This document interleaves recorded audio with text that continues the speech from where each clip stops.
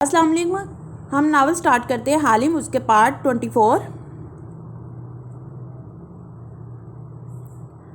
شام گہری ہو رہی تھی اور قلعہ روشنیوں سے جگمگا رہا تھا. لان میں مختلف قسم کے لوگ سرخ سفید یا سیاہ لباس میں خوش گپیوں میں مصروف ٹہل رہے تھے. موسیقی بج رہی تھی. سو یہ پارٹی کس کے اعزاز میں ہے؟ روش پہ چلتی تالیہ اسرا سے سوال کرتے ہوئے خوشگوار انداز میں دائیں بائیں دیکھ رہی تھی. چونکہ اسرا محمود کے ساتھ کار سے اتری تھی، بہت سی نظریں اس کی طرف اٹھی تھیں. معلوم نہیں اب مجھے سیاسی اور دعوتوں کے مقاصد میں کوئی دلچسپی ہی نہیں رہی. اسرا شانے ذرا چکا کے بولی تو تالیہ نے گہری نظر اس پہ ڈالی. وہ بھرپور تیار اور کافی خوبصورت لگ رہی تھی، مگر ذرا اکتائی ہوئی. نظریں کسی کو تلاش کر رہی تھیں. ایک زمانے میں آپ سیاسی طور پر بہت ایکٹیو تھیں. لوگ کہتے تھے وان فاتح کو اس کی بیوی کی سپورٹ نے وان فاتح بنایا ہے.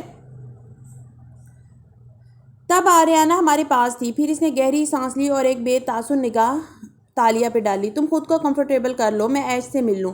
اور تالیہ کا جواب سنے بغیر آگے بڑھ گئی. تالیہ نے نظریں گھما کے اطراف میں دیکھا. سرخ لباس پہنے، کلچ اٹھائے وہ کسی خالی دماغ والی امیر حسینہ جیسی لگ رہی تھی، مگر اس کی تیز آنکھیں دائیں سے بائیں سارے لان کا جائزہ لے رہی تھی.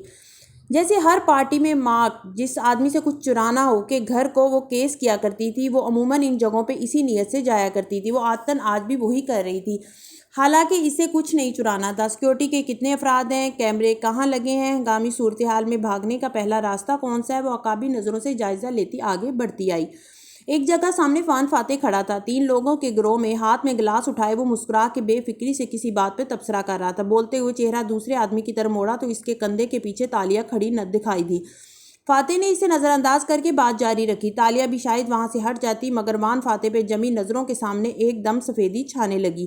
اتنی چمکدار سفیدی کہ وہ ٹھہر گئی. ساری آوازیں بند ہو گئیں. ایک خواب سا منظر ابھرا.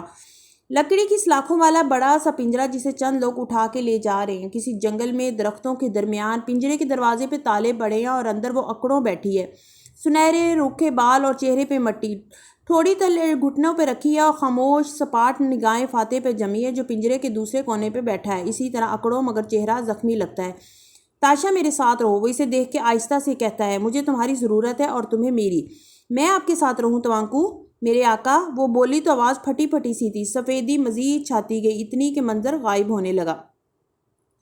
تالیہ نے چونک کے پلکیں جھپکی تو پارٹی کا لان واپس دکھائی دینے لگا. فاتح کے ساتھ والے افراد بکھر گئے تھے یا کیا؟ وہ واپس آئی تو دیکھا وہ گلاس لیے اس کے سامنے کھڑا ہے، غور سے اسے دیکھ رہا ہے.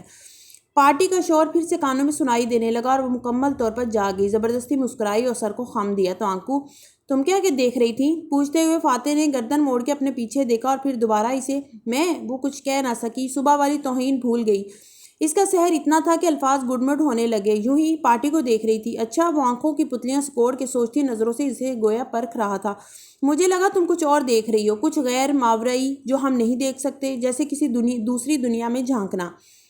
کیا کوئی دوسری دنیا وجود رکھتی ہے توانکو؟ وہ اس کی آنکھوں سے نظریں ہٹا نہیں پا رہی تھی. وہ ہلکا سا مسکرایا. مجھے اس دنیا کی فکر زیادہ ہے. ہم نے اس کے لیے بہت کچھ کرنا ہے. دوسری دنیا کی مخلوقات اپنی فکر خود کر لیں گی. آپ نے کبھی کسی سے درخواست کی ہے توانکو کہ وہ آپ کے ساتھ رہے کیونکہ آپ کو اس کی ضرورت ہے؟ کبھی ایسا موقع آیا؟ وہ پھر سے مسکرایا اور کندھے اچکائے. میرے کاز کو بہت سے لوگوں کی ضرورت ہوگی مگر مجھے. انگلی سینے پہ رکھی. وان فاتح کو کسی کی ضرورت نہیں ہوتی، نہ وہ کسی سے ایسی درخواستیں کرتا ہے. نرمی سے کہہ کے وہ گلاس لیا آگے بڑھ گیا. سحر ٹوٹا، منتر سا ختم ہوا. تالیہ نے گہری سانس اور سر جھٹکا. کھانا لگایا جا رہا تھا. وہ اپنے نام کی میز ڈھونڈتی آگے بڑھ گئی. تالیہ بنت مراد. جس گول میز پہ اس کا نام کا کارڈ لگا تھا اس پہ اس کی نشست کے عین سامنے وان فاتح کا کارڈ تھا. فاتح البتہ ابھی میز پر نہیں آیا تھا. تالیہ تلخی سے مسکرائی اور کرسی کھینچی، پھر ٹھہر گئی. کرسی کے قریب گھاس پہ لکیر کھینچی تھی، جوتے سے کھینچی لکیر. یہ لکیر کسی شخص کو نظر نہ آتی شاید، لیکن وہ تالیہ تھی. اس کا کام یہی تھا. لکیر کھینچ کے اپنی یاد دہانی کرانا کہ کس جگہ کھڑے ہونا ہے. ایسا پوائنٹ جہاں سے کوئی خاص شے دکھائی دیتی ہو. چونکہ اس نے ادھر ادھر دیکھا. لکیر والی جگہ پہ ابھی کوئی نہیں کھڑا تھا، مگر یقیناً کسی نے وہ جگہ مختص کر رکھی تھی. وہ آہستہ سے اس جگہ پہ کھڑی ہوئی اور دھیرے دھیرے گھومنے لگی. یہاں سے کیا نظر آتا تھا؟ میز کی طرف گھومی تو سامنے وان فاتح کے نام کی خالی کرسی تھی. کون تھا جو فاتح کے سامنے کھڑا ہونا چاہتا تھا؟ وہ خاموشی سے اپنی جگہ آ بیٹھی. دماغ تیزی سے چل رہا تھا. ان سے فاصلے پہ بنے ٹیبل کے قریب اشر کھڑا تھا. سفید کوٹ میں ملبوس، گلاس اٹھائے وہ ہمیشہ کی طرح مسکراتا ہوا شاندار لگ رہا تھا. اسرا کے جلے بھنے انداز پہ بھی اس کی مسکراہٹ نہیں جا رہی تھی. میں کسی سوشلائسٹ کو اتنی اہمیت نہیں دیتی کہ اسے اپنے ساتھ پارٹی پہ لے آؤں. ویسے بھی فاتح کو اس لڑکی کا ہمارے گھر آنا جانا پسند نہیں ہے. اب مجھے بتاؤ میں اسے کیوں ساتھ لائی ہوں؟ ہمیں تو اس سے صرف نیلامی کی حد تک مطلب تھا. اسرا شدید برے موڈ میں تھی. کاکا، اس نے مسکرا کے بہن کے شانے پہ ہاتھ رکھ کے دبایا. آپ کے شوہر نے جو بکھیڑا پھیلایا ہے اس کو صاف کرنے کے لیے مجھے اس کی ضرورت تھی. اسرا کی پیشانی کے بل ڈھیلے پڑے، آنکھوں کی خفت میں بدلی. مجھے بہت افسوس ہے اس کے لیے. صرف افسوس کافی نہیں ہے کاکا، آپ کو ثابت کرنا ہوگا کہ آپ مجھے پردھان منتری دیکھنا چاہتی ہیں یا آبنگ کو. وہ مسکرا کے اس کی آنکھوں میں جھانکتے ہوئے سخت لہجے میں بولا تو اسرا نے بے اختیار اس کے ہاتھ پہ ہاتھ رکھا. صرف تمہیں عیش میں فاتح کو اس جنون کے ہاتھوں مزید تباہ ہوتے نہیں دیکھ سکتی. وہ غصے میں تھا اور مجھے اس کو ٹھنڈا کرنے کے لیے یہ کہنا پڑا کہ ہم امریکہ نہیں جا رہے. وہ تو مجھے چھوڑنے کی بات کر رہا تھا. وہ آپ کو کبھی نہیں چھوڑ سکتے، وہ آپ سے محبت کرتے ہیں. وان فاتح صرف وان فاتح سے محبت کرتا ہے. عیش وہ زخمی سا مسکرائی. اس کی زندگی کا ایک ہی مقصد ہے، اس نے اپنے محبوب فاتح کو طاقت کی کرسی پر بٹھانا ہے بس. اور اس کام کے لیے اسے روکنے کے لیے آپ کا امریکہ جانا ضروری نہیں ہے، صرف ان کا اس دور سے نکلنا ضروری ہے. اس کے قریب جھکے وہ سرگوشی میں بولا، اور صرف یہ کام آپ کر سکتے ہیں. وہ کیسے؟ وہ چونکی. آبنگ کے پاس فنڈز نہیں ہیں، وہ نہ قرضہ لیں گے نہ عطیہ. پہلے وہ مجھ پر انحصار کیے ہوئے تھے، مگر حال ہی میں جو آگ لگی تھی ظاہر ہے وہ ایکسیڈنٹ تھا. اس کے بعد ان کے پاس پیسوں کی شدید کمی ہو چکی ہے. ایسے میں وہ ملاقہ والا گھر بیچنے کا سوچ رہے ہیں. واٹ؟ اسرا کے اوپر سے گویا ٹرک گزر گیا. اس کی آنکھیں پھٹی کی پھٹی رہ گئیں. سن باؤ کا گھر، 3 خزانوں والا گھر، یہ تمہیں کس نے کہا؟ جس نے بھی کہا غلط نہیں کہا. وہ اس کے بابا کی وراثت تھی، وہ اس کو عزیز ہے. میں اسے وہ نہیں بیچنے دوں گی. عیش. اسرا کی آنکھیں گلابی ہونے لگی. عیش نے گہری سانس لی. ایک نظر اطراف کا جائزہ لے. لوگ آپ اٹھ کے بوفے کارنر کی طرف آ رہے تھے. وہ اسرا کے کان کے قریب جھکا. اگر آپ آبنگ کو اس جنون سے بچانا چاہتی ہیں، اگر آپ اپنے بچوں کو آریانہ کی طرح کھونا نہیں چاہتی، تو آپ کو میرے لیے، اپنے لیے ایک چوری کرنی ہوگی. ہاں، تم نے فون پہ کہا تھا کہ مجھے آج فاتح کے لاکر سے کچھ چرانا ہوگا. اب بتاؤ کیا چیز؟ کیونکہ میں تیار ہوں. وہ گردن کڑا کے عزم سے بولی تو وہ اس کی آنکھوں میں تپش دے سکتا تھا. تالیہ کھانے ڈالنے کی بجائے لون کے ایک کونے میں جا کھڑی ہوئی اور کلچ کھولا. اس میں ایک موٹے ہیرے والی انگوٹھی پڑی تھی. کچھ دیر پہلے یہ اسرا کی انگلی میں تھی اور اسرا ابھی تک ناواقف تھی کہ یہ تالیہ اتار چکی ہے. وہ ہلکا سا مسکرائی اور موبائل نکال کے نمبر ملایا. داتن نے پہلی گھنٹی پہ اٹھا لیا تھا. تم غلط ہو لیانا صابری، اگر تمہیں لگتا ہے کہ میں نے تمہیں معاف کر دیا ہے. بھلے تم نے میرے لیے ہی کیا جو کیا، مگر میں نے تمہیں اس لیے فون نہیں کری کہ. داتن کا ہیلو سنتے ہی وہ مصنوعی خفگی سے تیز تیز بولتی گئی. بسکٹوں میں میٹھا زیادہ تو نہیں تھا؟ وہاں سے بے نیازی سے پوچھا گیا. پتہ نہیں، میں نے کون سا چکھے تھے. تو آدھا ڈبہ خالی کیوں ہے؟ تالیہ نے بے اختیار فون کو گھورا. موٹی، پھر سے میرے گھر میں بیٹھی ہوں؟ مجھے کیا پتا، تم نے دیا ہی آدھا ہوگا. کلس کے بولی. اچھا مجھے معاف کر دو، میں نے غلط کیا، مگر تمہارے لیے ہی کیا. اب بھی نہیں چاہتی کہ تم اس ملون چابی کا پیچھا کرو، لیکن اگر تم کرنا ہی چاہتی ہو تو یاد رکھو تمہیں ایڈم سے چھٹکارا پانا ہے. وہ سنجیدگی سے کہہ رہی تھی. کسی کا کچھ چرا کے اس کے کوٹ میں ڈال دو. جب اس کے پاس سے برآمد ہوگا تو اس کا اعتبار اور نوکری ختم ہو جائے گی اور وہ تمہارا راز نہیں کھول سکے گا. ہاں، اسرا کی انگوٹھی کا انتظام کر لیا ہے میں نے. ایڈم کی نوکری ختم کروانی پڑے گی آج. وہ دبی سرگوشی میں بولی. نظریں اس میز پر جمی تھی جہاں اب فاتح اور اسرا آ کے بیٹھ چکے تھے، اور اس لکیر والی جگہ پر فاتح کا سیکرٹری عثمان ہاتھ باندھے کھڑا ہوا تھا، کھانا کھاتے ہوئے فاتح کے عین سامنے. داتن ایک بات بتاؤ، اور ہاں، تمہیں معاف نہیں کیا میں نے ابھی. اچھا بتاؤ، ہم نے جب اس سنگاپوری میئر کو اسکیم کیا تھا تو ایک سیاسی ٹرم ہم نے سنی تھی، ٹریکر. ذرا مجھے یاد کراؤ کیا ہوتا ہے یہ ٹریکر؟ وہ آنکھیں عثمان سے ہٹائے بغیر بولی. عثمان کی شرٹ کا دوسرا بٹن قدر مختلف سا تھا. اتنے فاصلے سے بھی صرف ایک نظر دیکھ کے تالیہ بتا سکتی تھی وہ بٹن کیمرہ کس کوالٹی کا ہے. ٹریکر بنیادی طور پہ ان لوگوں کو کہتے ہیں جو موبائل کیمرے یا بٹن کیمرے یا پین کیمرے وغیرہ آن کر کے کسی سیاست دان کے پاس نجی محفلوں میں جا بیٹھتے ہیں. اور سیاست دان ٹھہرے سدا کے شوباز قسم کے لوگ. ان کو بولنے کا شوق ہوتا ہے. موضوع کو خاص سمت موڑو اور سیاستدان کو کسی کے بارے میں کوئی نازیبا بات کہنے پر مجبور کر دو. جیسے بچے اپنے دوستوں میں بری زبان استعمال کر لیتے ہیں مگر کبھی نہیں چاہتے کہ والدین کو پتہ چلے. سیاستدان اپنے دوستوں میں وہ کمنٹ بھی پاس کر دیتا ہے جو وہ عوام یا میڈیا کے سامنے نہیں کرنا چاہتا. اس کی ویڈیو میں سے ایک آدھ فقرے کی چھانٹی کرو اور یوٹیوب پر لگا دو. کسی بھی سیاستدان کے کیریئر کو ایسی ٹریکر ویڈیو سے اچھا خاصا نقصان پہنچ سکتا ہے. تو سیاستدان کو بھی سوچ سمجھ کے بولنا چاہیے. ہر انسان غلطی کرتا ہے تالیہ، مگر ہماری غلطیاں پرائیویٹ ہوتی ہیں اور سیاستدانوں کی غلطیاں پبلک. مگر تم کیوں پوچھ رہی ہو؟ فاتح کا سیکرٹری شاید فاتح کے لیے نہیں اشر کے لیے کام کرتا ہے. وہ اس وقت خود ٹریکر بنا ہوا ہے. گھائل غزال کے پیچھے بھی اشر تھا، اس کے پیچھے بھی ہوگا. وہ دلچسپی سے دبی آواز میں کہہ رہی تھی، لبوں پہ مسکراہٹ تھی. تو یہ تھا پارٹی کا مقصد. انٹرسٹنگ. تالیہ، یہ ان کا آپس کا معاملہ ہے، ان کی فکر چھوڑو. تم ایڈم کا بندوبست کرو، زیادہ حکم نہ چلاؤ. میں ابھی تک ناراض ہوں تم سے. میں تو بس میری بچی یہی بتانا چاہتی تھی کہ بسکٹ میں نے ڈائٹ شوگر کی جگہ اصلی شوگر ڈالی ہے. کیا؟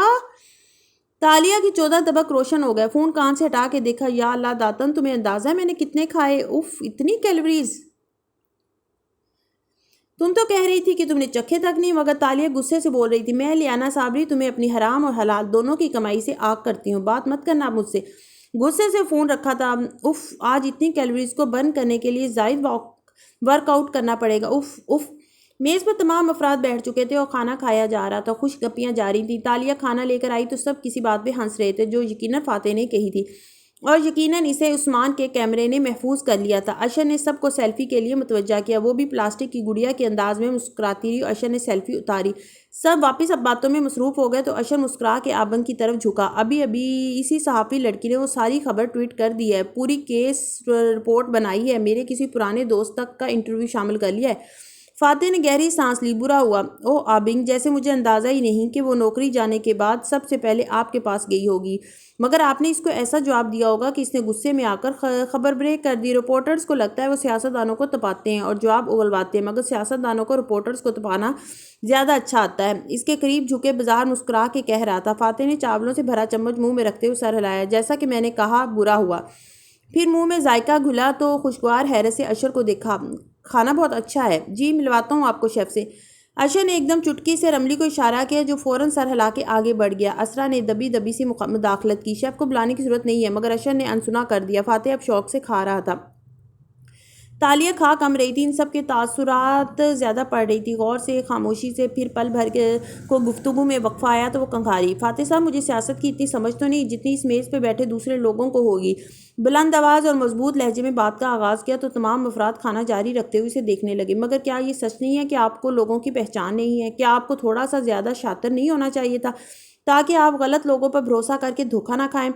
تمہارے خیال میں انسانوں کی پہچان رکھنا اور شاطر ہونا بہت ضروری ہے تاشا؟ وہ ہاتھ روک کے اس کی آنکھوں میں دیکھ کے پوچھنے لگا. تالیہ. اشر نے تصحیح کی مگر کسی نے نہیں سنا. سیاستدان کے لیے تو بہت ضروری ہے سر، گھاگ اور شاطر ہونا.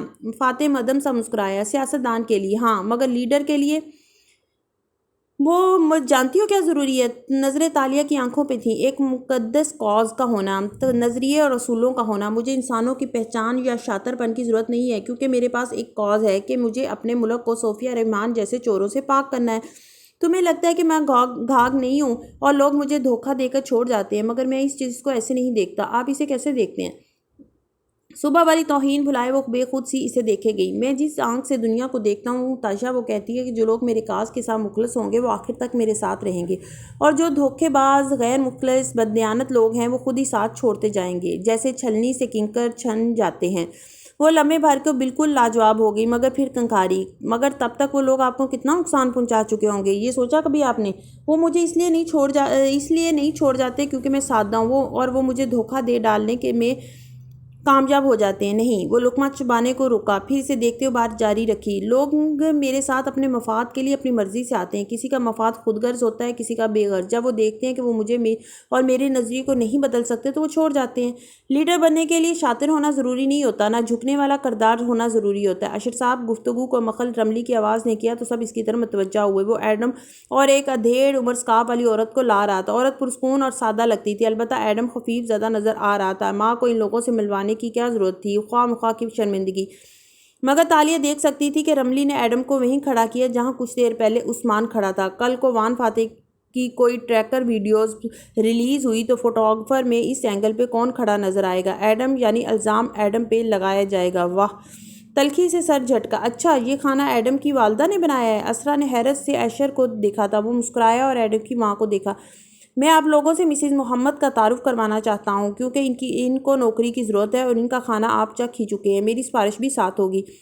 فاتح ابھی تک چاول کھا رہا تھا. قدرے بے نیاز سا بس مسکرا کے ایک دفعہ دیکھا، پھر کھانے کی طرف متوجہ ہو گیا. دوسرے افراد نے سر ہلا کے توصیفی کلمات کہے. اسرا نے بھی بظاہر خوش دلی سے تعریف کی. تالیہ البتہ دلچسپی سے آدھی گھوم کے اس کی طرف متوجہ ہوئی. میں اپنے دوستوں میں پتہ کروں گی، کسی کو ضرورت ہوئی تو پہلا نام آپ کا تجویز کروں گی مسز محمد. کھانا واقعی بہت اچھا ہے. ایک نظر قدر خفیف سے کھڑے ایڈم کو بھی دیکھا. آپ کا شکریہ میڈم. عورت نے سادگی سے مشکور ہوتی نظر آئی. ایڈم کے بھی بس 2 دن رہ گئے ہیں نوکری کے. آگے کیا ارادہ ہے تمہارا ایڈم؟ اشر نے نرمی سے پوچھا. وہ ایڈم کے وہاں کھڑے ہونے کے دورانی کو بڑھانا چاہتا تھا، سو بات کو طول دے رہا تھا. سر، میں نوکری ڈھونڈ رہا ہوں، اور اگر نوکری نہ ملی تو میرے والد اسٹور پر کام کرتے ہیں، وہاں بیٹھ جاؤں گا. وہ نظریں جھکا کے متانت سے بولا. اسٹور میں بیٹھنے سے تو تمہارے مستقبل کے روشن ہونے کے کوئی امکان نہیں۔ اشر ٹیک لگائے افسوس سے بولا تو سکارف والی عورت بول اٹھی، ایڈم کا مستقبل بہت روشن ہے اشر صاحب، اور یہ آپ کو کیسے پتا؟ تالیہ نے دلچسپی سے گفتگو میں مداخلت کی۔ ایڈم کے ساتھ اس کے تایا کی دعائیں ہیں۔ ابھی وہ اتنا بول پائی تھی کہ ایڈم نے ہڑبڑا کے اسے دیکھا۔ نہیں ماں، اللہ کا واسطہ ان لوگوں کے سامنے نہیں۔ گھبرا کے آنکھوں میں منت کی، مگر ماں سب کو متوجہ دے کے بات جاری رکھے ہوئی تھی۔ ایڈم کے تایا اس کے لیے بہت دعا کرتے تھے، ان کو سچے خواب بھی آتے تھے۔ انہوں نے مگر ایڈم کی آنکھوں کی منت دیکھ کے وہ چپ ہو گئی۔ کوئی خواب دیکھا تو انہوں نے ایڈم کے بارے میں؟ تالیہ نے چونک کے بات پکڑی۔ ایبو کے پاس کوئی چارہ نہ تھا، وہ سادگی سے گویا ہوئی۔ جی میڈم، جب یہ بہت چھوٹا سا تھا تو انہوں نے اس کے بارے میں کوئی اچھا خواب دیکھا تھا، بتایا نہیں کبھی، بس ہر وقت دعا کرتے تھے کہ یہاں پہ ایڈم نے مارے شرمندگی کی آنکھیں بند کر دی۔ ایک دن آئے گا جب ایڈم محمد کو اللہ تعالیٰ زمین میں مدفن خزانوں کے راز بتا دے گا، اور اس دن ایڈم دنیا کے بڑے بڑے حکمرانوں و بادشاہوں سے بھی زیادہ طاقتور ہوگا۔ اس میز پہ چند ممبرز پارلیمنٹ اور سینیٹرز اپنی بیویوں کے ہمراہ بیٹھے تھے۔ عثمان رملی جیسے مضبوط نوکریوں والے لوگ بھی پیچھے کھڑے تھے، جن کی عام لوگ سیاستدانوں سے ایک ملاقات کے لیے منتیں کرتے تھے۔ ایسے طاقتور لوگوں کی میز پہ پہلے تو خاموشی چھا گئی، پھر اگلے ہی لمحے زور کا قہقہ بلند ہوا۔ فاتح بھی ہنسا اور ایڈم شرم سے زمین میں گڑ گیا۔ سب نے اس بات کو انجوائے کیا۔ آمین۔ قہقہ تھما تو تالیہ کی آواز گونجی۔ میز پہ یکدم خاموشی ہوئی۔ تمام گردنیں اس کی طرف مڑی اور وہ ایڈم کی ایبو کو دیکھ رہی تھی، صرف وہ نہیں ہنسی تھی۔ ثم آمین، وہ حوصلہ افزا انداز میں مسکرا کے ایبو سے کہہ رہی تھی۔ ایڈم نے بے یقینی سے نظر اٹھائی اور اسے لگا تالیہ نے طنز کیا، مگر اس کا چہرہ کسی بھی کھوٹ سے پاک لگ رہا تھا۔ آپ میرے معزز دوستوں کے قہقہے کا برا نہ منائیے گا، مگر یہ ایسا ناممکن بھی نہیں ہے مسز محمد۔ اس دنیا میں اگر لوگوں کو سچے خواب آ سکتے ہیں تو وہ سچ بھی ہو سکتے ہیں۔ اب اشر صاحب کے دادا کو ہی لے لیجیے، ہاتھ سے اشارہ کیا۔ وہ چائے کی پتی کا کام کرتے تھے، 8x10 کی چھوٹی سی دکان تھی، اور اب ان کا گھر دیکھیں۔ اشر اور اسرا دونوں کے ماتھے پہ ایک جیسے بل پڑے۔ سینیٹر زکری کو لے لیں، ان کے والد بجلی کے محکمے میں میٹر ریڈر تھے، اور یہ ممبر پارلیمنٹ لائق خنوی صاحب بیٹھے ہیں، جن کا قہقہ سب سے اونچا تھا۔ یہ جوانی کے دنوں میں اخبار بیچا کرتے تھے، اور وہ بھی سائیکل پہ، خود اپنے انٹرویوز میں بتاتے ہیں، اور اب یہ انہی اخباروں کی سرخیوں میں آتے ہیں۔ اور وان فاتح کو ہی لے لیں۔ نظریں گھما کے فاتح کو دیکھا، جو دوسروں کی طرح بھویں اکٹھی کیے اسے دیکھ رہا تھا۔ ان کے والد وکیل تھے، معزز، خوشحال تھے اور عزت دار زندگی گزارتے تھے۔ فاتح نے برہمی سے فقرہ مکمل کیا، مگر تالیہ نے بات جاری رکھی۔ ان کے والد وکیل تھے، معزز، خوشحال تھے، مگر کافی شاطر اور گھاگ بھی تھے، لوگوں کو خوش رکھتے تھے، مگر فاتح صاحب ایسے نہیں ہیں۔ اس سے یہ ثابت ہوتا ہے کہ انسان کے کردار اور قد کا تعین اس کے باپ کی وراثت نہیں، اس کی اپنی قسمت اور محنت کرتی ہے۔ وہ اٹھی اور کرسی پیچھے کی۔ سب اس کو ناگواری سے دیکھ رہے تھے، پہلو بدل رہے تھے، مگر کسی نے جواب دینے کی زحمت نہیں کی۔ میں چلتی ہوں، دعوت کا شکریہ اشر صاحب۔ پھر ٹھہری اور اسرا کو مخاطب کیا، آپ کی کرسی کے ساتھ ایک انگوٹھی پڑی ہے، کیا آپ کی ہے؟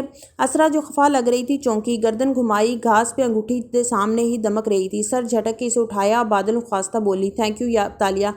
تالیہ نے بھی ایک مصنوعی مسکراہٹ اس کی طرف اچھالی اور پرس اٹھائے آگے بڑھ گئی۔ ایڈم یکٹک اسے دیکھ رہا تھا۔ ان سارے مصنوعی اونچے طاقتور لوگوں میں ایک وہی قدرتی سی لگی تھی، ایک دم اس کی ڈھال بن کے آ گئی، اور جیسے اس کو کسی کموڈر ڈریگن سے بچا لے گئی ہو۔ اب وہ چلتی ہوئی لان میں آگے جا رہی تھی۔ میز پر اشر نے مسکرا کے کوئی اور بات چھیڑ دی، مگر ایڈم ادھر ہی دیکھ رہا تھا۔ راستے میں وہ عثمان سے ٹکرائی، مگر سنبھل گئی۔ عثمان نے معذرت کی تو وہ اٹس اوکے کہہ کے آگے بڑھ گئی۔ تب ایڈم کو یاد آیا کہ اس کی کار تو فاتح کے گھر کھڑی تھی، وہ گھر کیسے جائے گی؟ وہ اجازت لے کے اس کی طرف بھاگتا آیا۔ وہ گیٹ کے باہر کھڑی تھی، سڑک کنارے، سرخ لباس میں کلچ اٹھائے، خاموش، گمسم۔ ایک دم گردن موڑ کے ایڈم کو دیکھا تو انگلی سے اشارہ کیا، ادھر آؤ۔ کوئی روب سا تھا اس میں جو وہ دوڑا چلا آیا۔ جی چیتالیہ، اس کے دھوکے جھوٹ سب بھول گیا، یاد رہا تو صرف یہ کہ وہ ڈھال بنی تھی۔ میں نے کیب منگوائی ہے، میری کار وان فاتح کے گھر کھڑی ہے، میں اسرا بیگم کے ساتھ آئی تھی، میری کار میرے گھر پہنچا دینا۔ چابی اس کی طرف بڑھا کے تحکم سے بولی۔ تبھی ایک لگژری کیب سامنے آ رکی۔ باوردی ڈرائیور نے باہر نکل کے دروازہ کھولا تو ایڈم نے جلدی سے چابی تھام لی اور تالیہ کار میں سوار ہو گئی۔ اس کے انداز میں سب شاہانہ تھا، مگر ایڈم کو آج لگا کہ اگر وہ ذرا سا کھرچے تو اندر سے ایک عام مڈل کلاس لڑکی نکلے گی۔ وہ اسی طرح اسے یکٹک دیکھے گیا، یہاں تک کہ کار دور نکل گئی۔ لگژری کیب کوالالمپور کی سڑک پہ رواں دواں تھی۔ تالیہ پچھلی سیٹ پہ خاموش بیٹھی باہر دیکھ رہی تھی، جہاں سیاہ رات میں اونچی روشن عمارتوں والا شہر دور تک پھیلا تھا۔ کچھ دیر بعد اس نے تمام سوچوں کو ذہن سے جھٹکا اور پیسہ اور پرس کھول کے سنہری زنجیر نکالی، جس کے آگے ڈلی سی جڑی تھی۔ اسرا کا بریسلیٹ، جو اب اس کا لاکٹ تھا، کوئی عجیب اسرار سا تھا اس میں، جیسے اس کی یادوں کا پنجرہ ہو، جیسے اس کے ماضی کا مقبرہ ہو۔ تالیہ نے اسے گردن میں ڈالا اور کنڈا بند کیا۔ لمحے بھر کی دیر تھی کہ زنجیر نے اس کی گردن کو مکید کیا اور کوالالمپور کی سیاہ روشن رات ارد گرد سے غائب ہوتی گئی۔ 11 سالہ تالیہ درختوں کے درمیان ایک ڈوبتی شام میں پہنچ گئی۔ وہ خود کو نہیں دیکھ سکتی تھی، بس اپنے کندھوں پہ آگے کو گرے لمبے بال اور مٹیالہ لباس دیکھ رہی تھی۔ منظر اس کی آنکھ سے دیکھا جا رہا تھا۔ اس نے خود کو پتوں سے ڈھکی زمین پر بیٹھے پایا، چوکڑی مار کے۔ ہاتھوں میں ٹوٹا ناریل تھا جس میں پانی بھرا تھا۔ وہ اسے لبوں کے قریب لے گئی اور اوپر اٹھا کے ہونٹوں کے اندر انڈیلا۔ ٹھنڈا میٹھا پانی۔ تالیہ پکار پہ وہ جو ناریل کے پیالے سے پانی پی رہی تھی رکی اور گردن موڑی۔ وہی دبلا پتلا آدمی چلا آ رہا تھا، لکڑیوں کا گٹھا کندھے پہ اٹھائے، وہ پسینے میں بھیگا تھا۔ چلو گھر چلیں۔ وہ اٹھ کھڑی ہوئی اور ایک جالی دار تھیلا اٹھایا جس میں ناریل بھرے تھے۔ بابا دونوں درختوں کے درمیان سے گزرتے پہاڑ سے نیچے اتر رہے تھے جب اس نے پکارا۔ مراد نے قدم اٹھاتے ہوئے گردن موڑ کے اسے دیکھا۔ کیا تمہاری چابی تیار ہو جائے گی تو ہم خزانے کے مالک بن جائیں گے کیا؟ میں نے کہا تھا نا، میں یہ ذکر نہیں سننا چاہتا۔ مراد کے ابرو بھنچ گئے۔ مگر گاؤں کے لوگ، کوئی اور بات کرو تالیہ۔ اس نے خفگی سے گھرکا تو چپ ہو گئی۔ تھیلا کندھے پہ لادے چلتی گئی، سر خفگی سے خوب جھکا لیا۔ کیا تم کل شکار پہ چلو گی میرے ساتھ؟ کچھ دیر بعد اس نے نرمی سے پکارا۔ نہیں۔ وہ نروٹھے پن سے قدم اٹھاتی رہی۔ اونچے درختوں کے درمیان گیلی زمین پہ وہ چلتے جا رہے تھے جیسے کوئی جنگل ہو۔ درختوں کے اوپر آسمان پہ سورج ڈوبتا دکھائی دیتا تھا، اندھیرا پھیلنے کو تھا۔ ادھر سے مڑ جاؤ۔ وہ اپنی دھن میں آگے چلتی جا رہی تھی۔ مراد نے شانے سے پکڑ کے موڑا تو وہ چونکی۔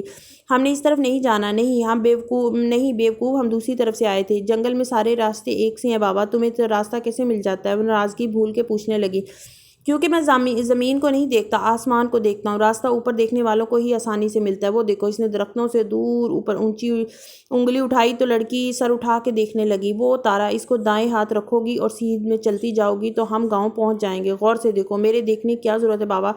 تمہیں راستہ معلوم تو ہے۔ وہ لاپرواہی سے کندھے اچکاتی سامنے دیکھ کے چلنے لگی۔ میں تمہیں سکھانا چاہ رہا ہوں بیٹے، اگر کبھی کھو جاؤ جنگل میں یا کسی دور کی جگہ پہ تو اس ستارے کو غور سے دیکھنا۔ اس نے زبردستی اس کا سر اٹھایا تو وہ اوپر دیکھنے لگی۔ اس کو دائیں ہاتھ رکھو اور یوں سیدھ میں چلتی رہو۔ کسی راہگیر، کسی مسافر، کسی کی بات مت ماننا، صرف اپنے باپا کی بات یاد رکھنا اور صرف اس تارے پہ بھروسہ کرنا۔ منظر مدھم پڑ گیا، بہت سا بڑھتا گیا تو اس نے بے اختیار لاکر نوچ اتارا۔ آپ کی منزل آ گئی میم۔ ڈرائیور دروازہ کھولے کھڑا تھا۔ وہ کوالمپور کی چمکتی جاگتی رات میں واپس آ چکی تھی۔ جھرجری سی لے کے اس نے سر جھٹکا اور سنبھل کے اتری۔ سامنے حالم کا اونچا بنگلہ کھڑا تھا اور کوئی وہاں اس کے انتظار میں موجود تھا۔